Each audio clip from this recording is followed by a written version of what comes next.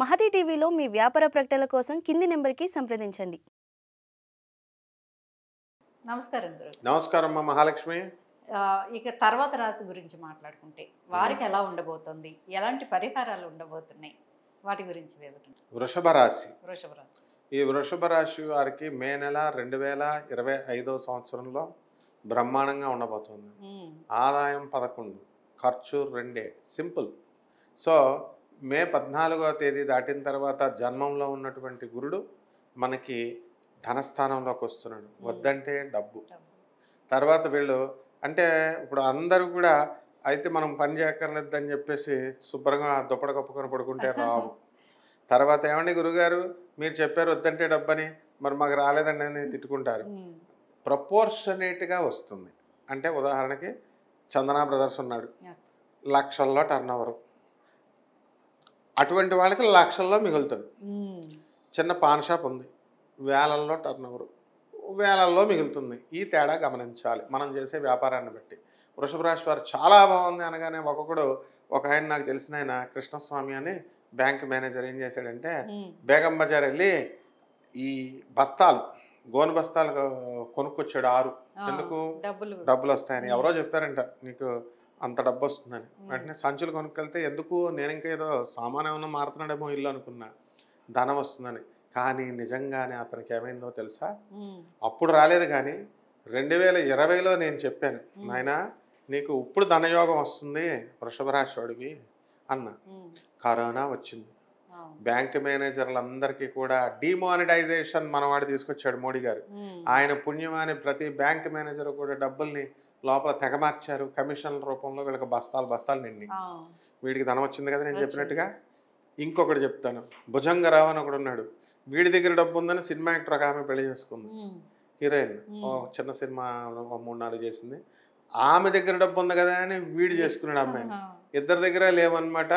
అప్పుడు నేనేం చెప్పాను వాడికి, నీకు అక్టోబర్ నవంబర్ నెలలో డబ్బు వస్తుంది నాయన, ఫలానా వృషభ రాశి వాడి నువ్వు అని ఎప్పుడో 7 సంవత్సరాల క్రితం సంగతి చెప్తున్నా. అయితే వీడికి 3 కోట్లు వచ్చింది. నేను అనుకుంటున్నాను అబ్బా నేను ఎంత బాగా చెప్పాను జ్యోతిష్యం, భలే వచ్చేసింది మా శిష్యుడికి, అబ్బా సూపర్ అబ్బా అనుకుంటున్నాను. నేను వెళ్ళినప్పుడల్లా 7 శనగకాయ పప్పులు 4 పెట్టేవాడు. ఇలా కంప్యూటర్ మీద ఇలా కొట్టుకుంటూ గురుగారు 45 లక్షలు పోయింది అనేవాడు. ఏంట్రా బాబు 45 లక్షలా అనేవాడు. మళ్ళీ వెంటనే ఒక 10 నిమిషాలు ఉండి 70 లక్షలు వచ్చింది అనేవాడు. ఏంటి అసలు నువ్వు ఏం చేస్తున్నావు అంటే షేర్స్ ఆడేవాడు. సరే బాగానే ఉంది. అమ్మ మా శిష్యుడు ఎంత తెలివైన వాడు, నేను ఎంత ప్రతిభావంత జ్యోతిష్యుడిని, ఎంత బాగా చెప్పేశాను అని నేను మురిసిపోయాను. తర్వాత తెలిసింది 3 నెలల తర్వాత అప్లోడ్లు అందరూ రావడం మొదలెట్టారు వాడి దగ్గరికి. ఏమైందిరా అంటే వాడు ఒక్కొక్క సాఫ్ట్వేర్ ఇంజనీర్ని 15 లక్షలు అప్పు అడుగుతాడు. ఎవ్వడైనా సరే 15 లక్షలు తక్కువ ఇస్తే నేను తీసుకోను అంటున్నాడు. ₹1 తక్కువ ఇచ్చినా సరే ఐ డోంట్ కేర్ యూ. ఏం చేస్తాడు ఇస్తే అంటే డబల్ ఇస్తాను నెక్స్ట్ మంత్కి అన్నాడు. మొత్తం ఎంతగా అలా వసూలైంది, 20 మంది వసూలు చేశాడు. 3 కోట్లు వచ్చింది. అంటే నేనేదో కష్టపడి సంపాదిస్తాడని నేను అనుకుంటే అప్పులు చేసి 3 కోట్లు సంపాదించడం, ఆ తర్వాత వాళ్ళు లావాదేవీలు షేర్లో పెట్టడం, ఇలా ఏదైతేనేమమ్మా వృషభ రాశి వారికి ఇలాగొచ్చేస్తాయి డబ్బులు. కాబట్టి వృషభ రాశి వాళ్ళంతా కూడా హ్యాపీగా ఉండొచ్చు. వృత్తి వ్యాపార ఉద్యోగ విషయాల్లో తిరుగులేదు. ఆడవాళ్ళకైతే మొత్తం వీళ్ళ ఖర్చు అధికంగా ఉంటుంది. లిప్స్టిక్లకి, తర్వాత ఈ జుంబోలకి, జిమ్ములకే ఎక్కువ ఖర్చు అయిపోతుంది వచ్చినటువంటి డబ్బు. తర్వాత ఇక మగవాళ్ళు అంటారా, వాళ్ళంతా కూడా వీళ్ళందరికీ ఒక డేంజర్ ఉందమ్మా. మగవాళ్ళందరికీ ఒక స్త్రీ వీళ్ళని వెంటాడుతోంది. ఎందుకనంటే వీళ్ళ గతంలో పూర్వజన్మలో మోసం చేసిన స్త్రీ ఈ జన్మలో శత్రువై వస్తుంది. కాబట్టి వీళ్ళు పిచ్చాశ లేకూడదు. నీకు డౌట్ వస్తుంది, నీ ముఖంలో చూస్తే నాకు అర్థమైపోతుంది ఏంటి నిజంగానేనా అని చెబుతా. ఒక స్త్రీ వల్ల డేంజర్ ఉందరా అని ఒక స్కూల్లో చెప్పాను, కేంద్రీయ విద్యాలయ అని. అందులో ఒక అతను ఏం చేస్తున్నాడు, వాళ్ళ పిల్లల్ని దింపేసి వెళ్ళిపోయాడు. నాయన ఆడవాళ్ళ జోలికి వెళ్ళకు, స్త్రీ వల్ల ప్రమాదం ఉందంటే నేను ఇలా చెప్పానో లేదో, అలా గేట్ బయటికి వెళ్ళాడో లేదో ఒక ఆడావిడ వచ్చి లిఫ్ట్ బాగుందంట. సరే కదా అని లిఫ్ట్ ఎక్కించుకున్నాడంట బండి. అంత దూరం వెళ్ళిన తర్వాత ఇదిగో మధ్యలో అక్కడ ట్రాఫిక్ కానిస్టేబుల్ ఉన్నాడు, ఈ లోపల నువ్వు 3,000 నాకు ఇవ్వలేదు అనుకో, చింపేసుకొని నువ్వు నన్ను ఏదో చేసావని చెప్తారు అందంట.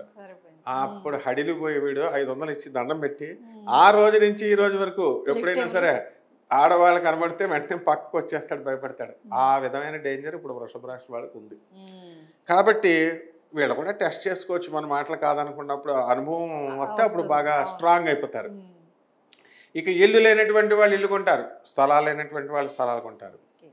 ఇల్లు కడతారమ్మా, ఇల్లు పాత ఇల్లు కట్టింది ఉంటుంది. ఈ లోపల గవర్నమెంట్ వచ్చి రోడ్లు వేస్తారు. వీడి ఇల్లేమో కిందకి వెళ్ళిపోద్ది, వాళ్ళ రోడ్లేమో పైకి వెళ్ళిపోతాయి. బాగుంది. వీళ్ళు వృషభ రాశి వాళ్ళు ఏం చేస్తారు, పక్కన వాళ్ళకి పోన్లే కదా, పక్కన వాళ్ళని మా గోడ మీద నువ్వు కట్టుకో అని చెప్పేసి దాన ధర్మాలు చేస్తారు. వీళ్ళ గోడ మీద కట్టేసి 4 అంతస్తులు. ఇప్పుడు వీళ్ళది ఇల్లు ఎత్తు అయిపోయింది, వీళ్ళది ఇల్లు డౌన్ అయిపోయింది కదా. ఆ ఎత్తు మీద ఈ డ్రైనేజ్ మొత్తం వాటర్ అంతా వీళ్ళ ఇంటి పైకప్పు నుంచి వెళ్తుంది. ఒరే గోడ పడిపోద్దురా నాయన అంటే గవర్నమెంట్ తప్పు, మేమేం చేస్తాం, ఈ పైనుంచి వస్తుంది వాటరు, నువ్వు వెళ్ళి మున్సిపాలిటీకి ఇచ్చుకో. అరే నాకు గోడ పడిపోద్దురా అంటే పడిపోతే నాదేం తప్పు లేదు. ఈ విధమైనటువంటి తలపోట్లు వృషభ రాశి వరకు ఇప్పుడు వస్తాయమ్మా. ఏరుకోరు తెచ్చుకో. కరెక్ట్గా చెప్పావు పదం. మహాలక్ష్మి ఇస్ వెరీ ఇంటెలిజెంట్ అమ్మా నువ్వు. ఆ విధంగా రైతుల పరిస్థితి చూద్దాం. తుక్కుగా సంపాదించేస్తారు. ఇక మొత్తం ఇంట్లో పిల్లలందరినీ తెగ చదివిస్తారు. కాస్ట్లీ గ్యాడ్జెట్స్ కొనేస్తారు, ఖరీదైన ఫోన్లు, ల్యాప్టాప్లు. ఇప్పుడు ఆ విధంగా మొత్తం సినిమా హీరోయిన్ల పరిస్థితి బాగుంటుంది.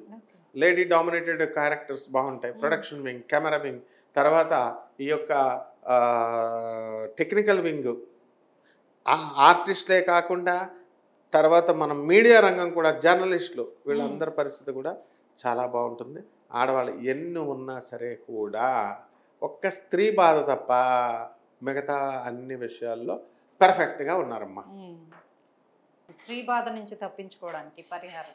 స్త్రీ బాధ ఏముంది, ఇప్పుడు ఏబిసిడి ఎలకల బాధ, బయటకు వెళ్తే అప్పుల బాధ, ఇంట్లోకి వెళ్తే పెళ్ళం బాధ. బయటకు వెళ్తే అప్పులు పట్టుకుంటున్నారు, ఇంట్లో వెళ్తే పెళ్ళం తినేస్తుంది. ఏబిసిడి ఎలకల బాధ. అలా ఇప్పుడు మన వాళ్ళకి ఏంటంటే స్త్రీ బాధ వచ్చి కొత్తగా వచ్చి ఓ బాధ వచ్చి పడింది. దీనికోసం శుక్ర జపం చేసుకోవాలా, శుక్ర స్తోత్రాలు చదవాలా, శుక్రుడికి కిలోంపావు బొబ్బర్లని, తెలుపు రంగు వస్త్రాలనిచ్చి పేద బ్రాహ్మణులకి శుక్రవారం నాడు ఉదయం 6 గంటలకు దానం చేయాలి. దశమహావిద్యల్లో ఒకటైనటువంటి కమలాత్మిక అమ్మవారి యొక్క హోమాన్ని వీళ్ళ ఇళ్లలో చేసుకోవడం ద్వారా బ్రహ్మాండంగా ఉంటుంది. చక్కటి పరిహారం, ఇంట్లోనే చక్కగా అందరూ చేసుకోవచ్చు. బాగుంది గురుగారు, చాలా బాగుంది. నమస్కారం అమ్మా.